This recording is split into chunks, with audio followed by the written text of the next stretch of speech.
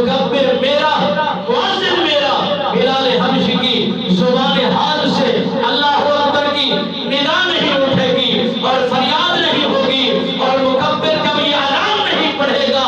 لاکھ اذانیں دیتے رہو، لاکھ صبح سویر کا انتظار کرتے رہو، صبح طلوع بھی نہیں ہوگی، صبح صادق بھی نہیں ہوگی۔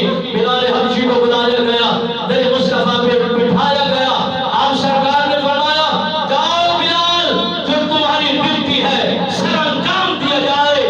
مؤذنوں کا مقام یہ ہے، اور اذان دینے والوں کا نام یہ ہے، اور تکبیریں پڑھنے والوں کا نام یہ ہے۔ آج اگر کسی کو کہا جائے کہ آئیے اذان دیجئے، وہ کہتا ہے مجھے شرم آتی ہے، مجھے شرم آتی ہے۔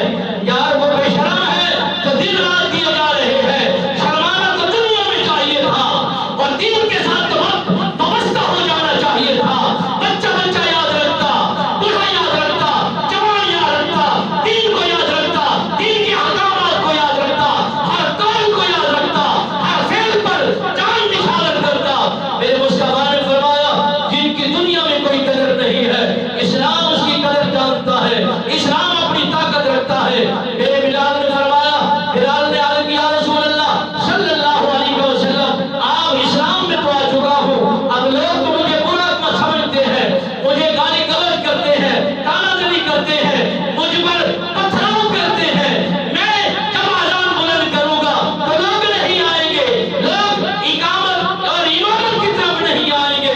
میرے مصطفیٰ نے فرمایا اے بلال، کعبے کی چھت پر چڑھ جاؤ، اللہ کے پاکیزہ نام کو بلند کرنا تمہارا کام ہے، دلوں کو موڑ دینا رب بے نیاز کا کام ہے۔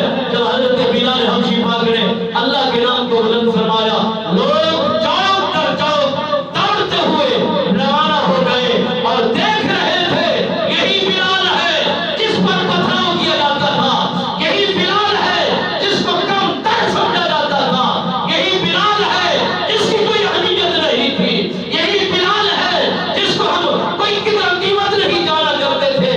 آج مصطفیٰ نے کعبے کی چھت پر چڑھا دیا ہے، آپ نیچے کھڑے ہو کر اس کی آواز سن رہے ہیں، اس کے کلمات سماعت کر رہے ہیں، اسی کی شان کو بلند کر دیا ہے، اس کے نام کو بلند کر دیا ہے، اس کے مقام کا اظہار کر دیا ہے۔